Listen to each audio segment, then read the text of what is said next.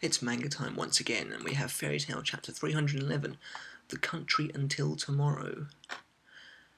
So, you know, I complain about Fairy Tail a lot these days, and maybe some of it is a little harsh. Well, I personally think a lot of it is founded. The conflict in Fairy Tail really is absent. But the art continues to remain pretty impressive. And you get backgrounds in Fairy Tail that you can never hope for in things like Bleach. And so with 311, it's a bit of a mixed bag, actually, for once. Now that the failures, the Garrow Knights, are out of the way, things are looking to pick up again, and I really hope they do. So it starts off with Fairy Tail's firmly in first place, and the Battle Royale is about to begin. Meanwhile, Natsu and the others are wandering about the Labyrinth. And, they're saying his Arcadia is going to be alright, and, I'm not happy about this, but apparently he's fine. And he had some Jade amulet in his possession, which was given to him by that dragon Zirconis. I don't remember this at all. Did it even happen? If it didn't, or if it did, can you let me know in the comments below? Because I don't remember this happening, and it's just a deus ex machina if it isn't. Or whatever. Interesting, the princess's name is also Jade, so does that mean that she is a dragon slayer? And that's her dragon? It could be, I suppose. But anyway, so they're supposed to decide if Eclipse is the best thing to do themselves, now that Arcadius is basically a good guy. So they find a door, and they open it, and the door opens itself, and Natsu lands at the feet of the mystery girl, whose face is still unknown to us, but Jalal obviously knows who she is. And we still don't get to find out who she is. Mashima is definitely dragging this out quite a bit now. You kind of just want to know who she is. We'll probably find out next time we see Natsu. But, it's a bit to show us already. So, we then go to Princess Hisui and that guy Darton. And I just get the bad guy vibe off of Darton. I don't know why.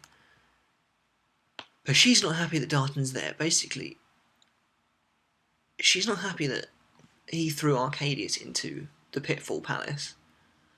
And interestingly, she sent Fairy Tail down there so that they could save him.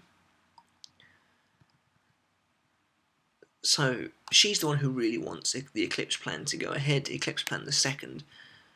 Darton doesn't want it to, but she tells him that should it fail, tomorrow this country will cease to exist, which is really quite interesting, and finally we're getting that conflict back in the series. Why will it cease to exist? Who knows? Maybe this is when the dragons are going to come about and the Eclipse plan is going to stop them. Maybe Zeref is finally going to rear his head again. So basically, we're back in the Battle Royale. And Shelia is fighting Juvia, so I thought Juvia was going to fight Sting, but maybe not.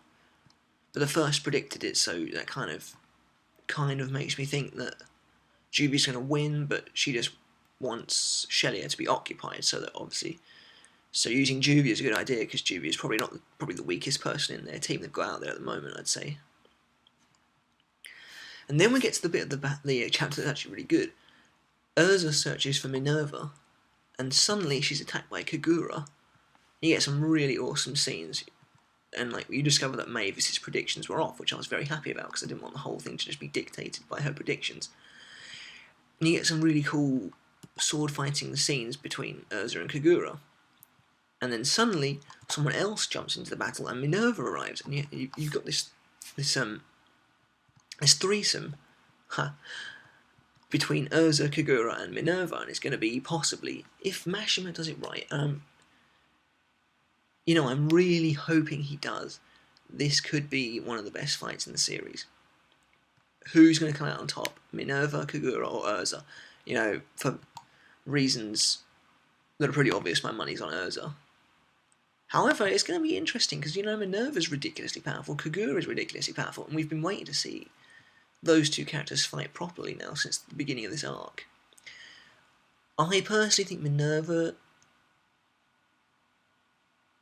I think Kagura is going to go out first, just because she's not... Well, actually, just thinking about it like that, it could go either way. Erza could kick Minerva's arse at the beginning because of what she did to Lucy, so she could get destroyed.